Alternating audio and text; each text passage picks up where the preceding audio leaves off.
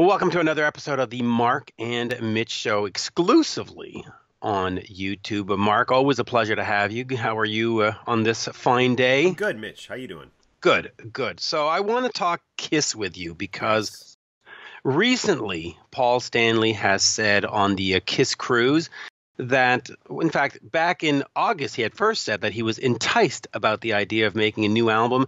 And then on the Kiss cruise, he took it further and said, if they do a new Kiss album, it would have to be something completely different. In between, Gene Simmons has said that writing has taken place. Yeah. And as far back as 2013, they said that they had a new song called Your Wish Is My Command, which would be the next Rock and Roll All Night, so another Right. big anthem. So here's the thing. Kiss has done a lot of albums, over 20. They've covered everything. They've done Unplugged. They've done live albums.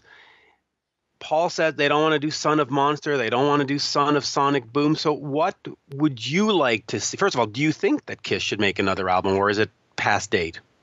You know, I almost feel like it would be great to get one more record out of this band. I loved Monster. I loved Sonic Boom. Are they records that I go back to, like I go back to Rock and Roll Over or Destroyer or Love Gun? No, I don't. But when they came out, they got a lot of mileage, for a month or two from me. I really enjoyed them, and I would love another record just like those two. However, I see what Paul's saying. It's if they're going to do something, it really does need to be something special. And if this were a final record by Kiss, I think there's a lot of stuff they could do. I mean, maybe it's going back, doing some songs with Ezrin, Eddie Kramer, bringing people back that have been maybe even band members that have been a part of the Kiss family through the years, and doing something. Well, let me put this to you first, though. Yeah.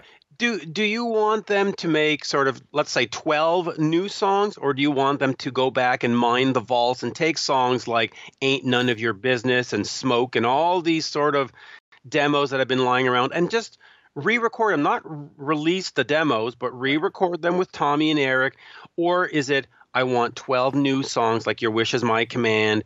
Where do we start there? Is it new songs or mine the vaults, sort of like what Van Halen did with A Different Kind of Truth?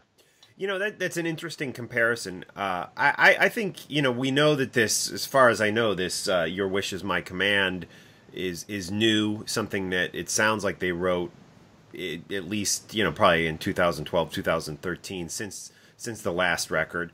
Yeah, I think some new songs, but I think that's a great idea to go back and mine the vaults and deliver songs re-recorded that sound fresh with a great 2018 production.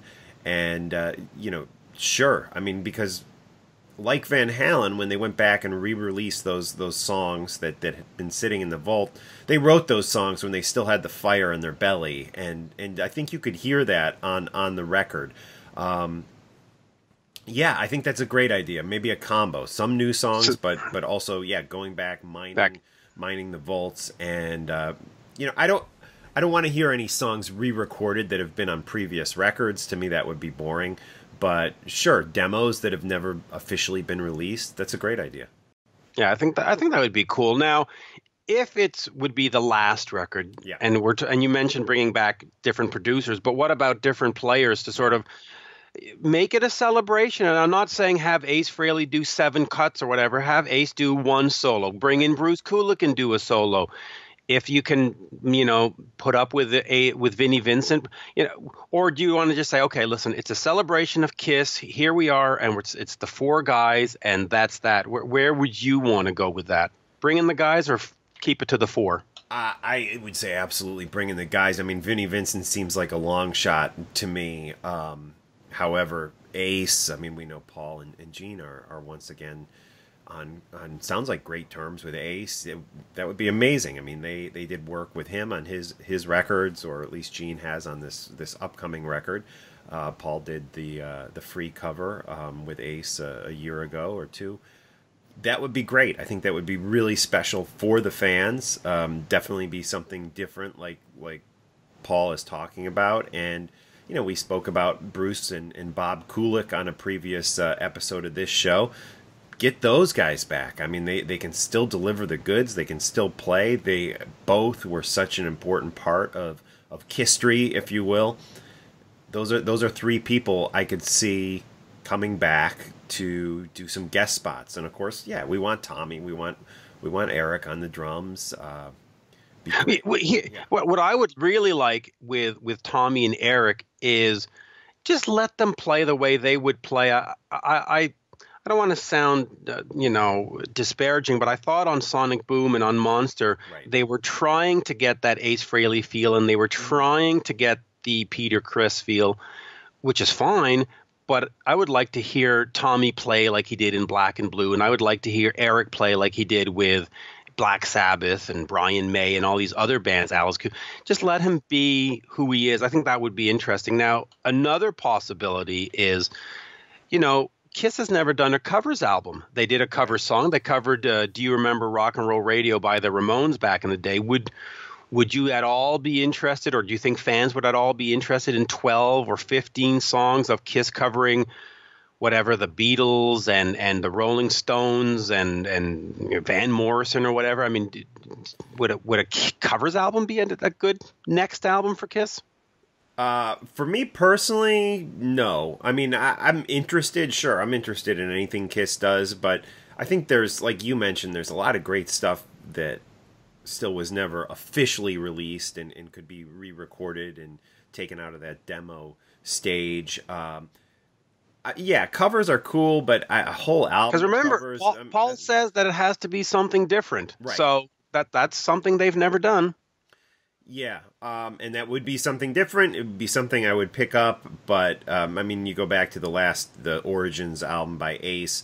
I found that good, but I wasn't nearly as excited for that as I was for like Anomaly or Space Invader. I mean, the idea of a covers record to me isn't that exciting. That's just me personally. I think they could offer so much more. I mean, we know they have this song, this newer song, Your Wish Is My Command. We know that there's unreleased demos in the vaults. Let's mine that stuff first before we do a full covers record. Just my opinion.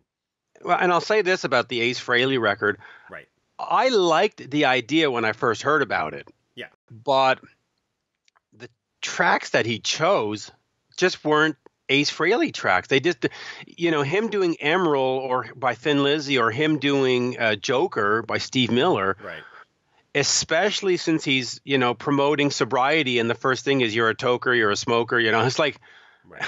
Really? I mean, maybe it didn't work. I think the Ace covers album could have worked if he had picked better songs. I just think the song choice was absolutely. Now, was Joker on Origins, or was that on Space Invaders? Space Invader. I'm trying to think. I believe it was on Origins, but either way. Right, yeah. I don't have it in front of me, but either way, he shouldn't have covered that song. I mean, it's a terrible song. Fox on the Run that he did, which was on, was it Space Invader? But Fox on the Run worked. That worked. New York Groove worked. 2000 Man worked back in the day, but Emerald. Yeah. Because Kiss Paul says that he'd be willing to do something if it's different. What about? Since that we're in the Christmas season, what about a Kiss Christmas album? I mean, Cheap Trick just did one. It's kind of fun. Twisted Sister did one. It sort of relaunched their career. Right. Maybe that's an exaggeration, but it certainly put them back in the spotlight. Helix has done one. So, I mean, heavy metal bands doing them is not completely out of the question. Yeah. And limited market. Yeah, they do sell well usually too. Again, for me personally, a Christmas record isn't all that exciting. I mean, I would get a kick out of it, and it would definitely get some listens. But to me, that's not like I want a true Kiss record, to come out. Yeah. And a covers record, a Christmas album, it doesn't feel like it's gonna, be a real true Kiss record. I'm just trying to sort of go with the spirit of Paul Stanley saying it had to be something different. How about this? Kiss in 78, I guess it was, put out the 4 solo albums. How about an album that had 12 cuts, but 3 from Paul, 3 from Gene, 3 from Eric, 3 from Tommy, and they go out and produce it themselves with their own guest players, and it's sort of solo album, Kiss album, if that makes sense. Yeah, I mean, like that. I like that idea. Yeah, that would be fun. interesting. Yeah, definitely. Stylistically, it could be anywhere. I mean, Paul could do a soul station kind of song, and Gene could do what Gene does, and Eric could, I don't know, Tommy could do a more metal. Who knows? But I don't know if different is what's going to get Kiss in the studio, then I don't know where we go. and different to me too can be a scary word for a band like Kiss, because one thing I wouldn't want to get from them is okay, this is different. It's not hard rock. You know, they come out with an album, you know, that's all ballads or something. That's right. I mean, like stylistically different, where they're doing The Cure or something. I do think if it is going to be you know, a Kiss album and not a Gene Simmons album or a Paul Stanley album, it needs to still embrace the Kiss sound and you know, brand, if you will. We can't put out Kiss does, you know, country western music or, you know, something, you know, hip hop or something. I mean, obviously they wouldn't do that, but it needs to still be a hard rock record and sound like a Kiss record. If Kiss being different is them trying some different style of music that's, you know, just completely. Kiss does U2. Yeah, well, I mean, they, you know, and they've done that before, you know, with going back with The Elder or Carnival of Souls, trying to be something that maybe they weren't in their heart. So I definitely do get a little scared when I hear that word different, because like, what does he mean by how different are we going to be? Is it going to be a different sound, a different style? Because that definitely scares me. Yeah, and you know what? Let's bottom line this. I don't want Kiss to make a different album. I just want Kiss to make a Kiss album. And whatever it is, it is.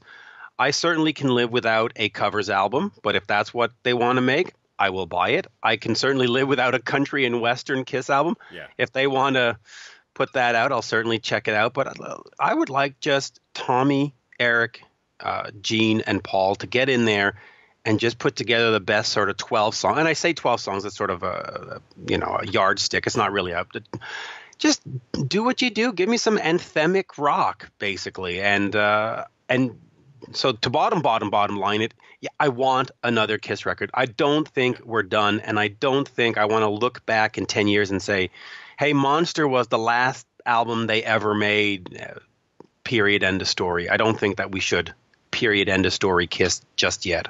Yeah, and if they were going to do a real big, high-profile, you know, this is it, the final tour, kind of like Motley Crue did, it would make sense that they could put out a new record with that and get some mileage out of a new album financially. And I know, you know, hey, there's not much money to be made on albums anymore, but like Black Sabbath did with 13, I do think that, you know, if this is truly the end, let's do one more record and let's do it. Yeah.